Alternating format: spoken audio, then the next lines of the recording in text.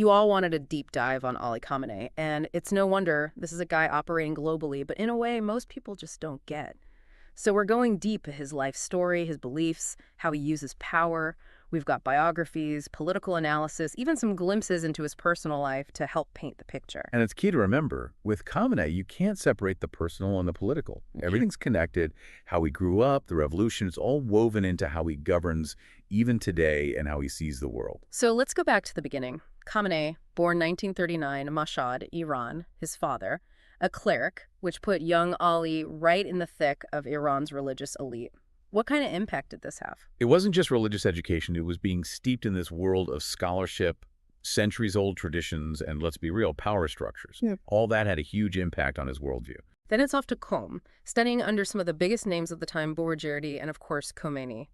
This is when opposition to the Shah is really starting to heat up. And Khomeini's influence on him can't be overstated. Imagine, this is a time of massive upheaval, social, political, everything's changing. And Khamenei's not just watching from afar. He's imprisoned 6 times by the Shah's regime. Talk about solidifying your views, especially against the West, the U.S. in particular. Yeah, those experiences really stay with you. But then in 81, things escalate dramatically. Khamenei's giving a lecture at the Abu Zar Mosque, and boom, a bomb hidden in a tape recorder explodes right next to him. Planted by the Mujahideen-e-Khalq. They were dead set against Khomeini's government. And this attack, totally pivotal. He survives, which is one thing, but it's like the experience cemented his beliefs even more. Plus, he comes out of it with a permanently paralyzed right arm, a constant reminder of the struggle. A brush with death that could have easily changed everything. He goes on to serve as Iran's president for 8 years, and then Khomeini dies in 89. What's the situation in Iran at this point? Total uncertainty. There's a power vacuum. Everyone's looking around wondering who's going to fill it.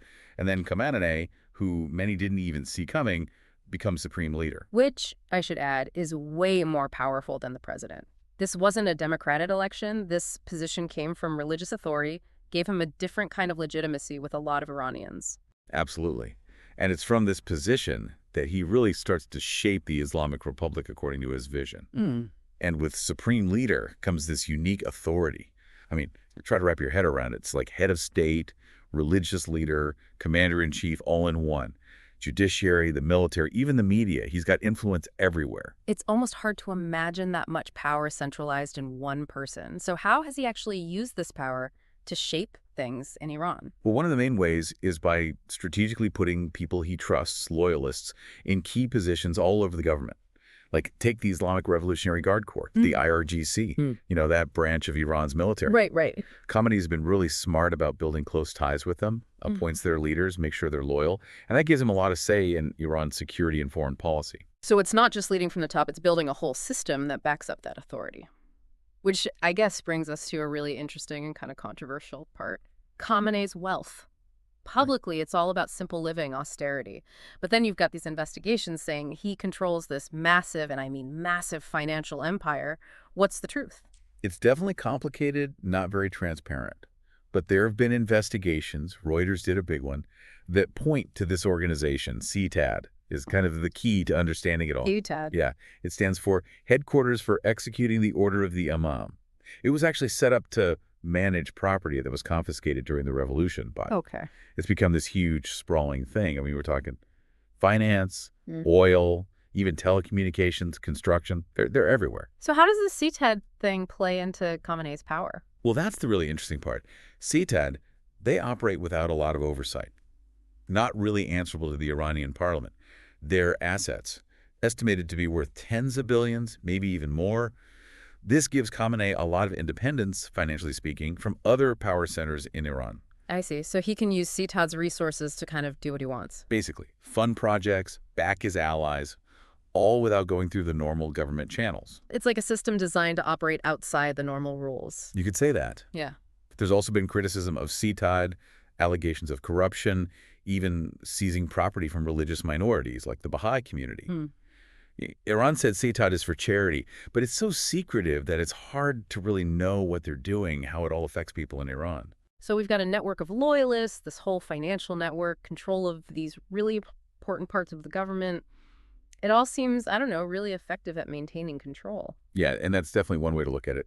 But I think it's important to put this all in the context of his ideology, right? His foreign policy, how he sees the West, all that That plays a big role in how this system interacts with the rest of the world and what it means for everyday Iranians. So we've talked about how power works inside Iran, but what about on the global stage? I mean, when you think about Khamenei's foreign policy, you often hear that phrase, death to America. Is it just rhetoric, or is there more to it? Oh, it's definitely powerful rhetoric. It gets people fired up.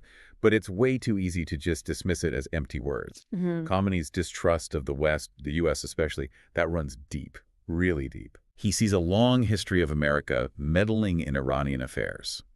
It goes way back, like the 1953 coup, getting rid of Mossadegh, who was democratically elected, by the way. Khamenei, he sees that as the U.S. trying to control Iran, undermine it, and a lot of people in Iranian politics agree with him.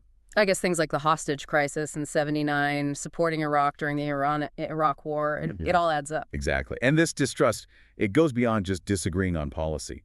Khamenei sees Western culture itself as a danger to Iranian values, to Islam. He's talked about that, hasn't he? About the West being decadent, morally corrupt. Right. But then again, this is also a guy who loves to read. Big fan of classic literature.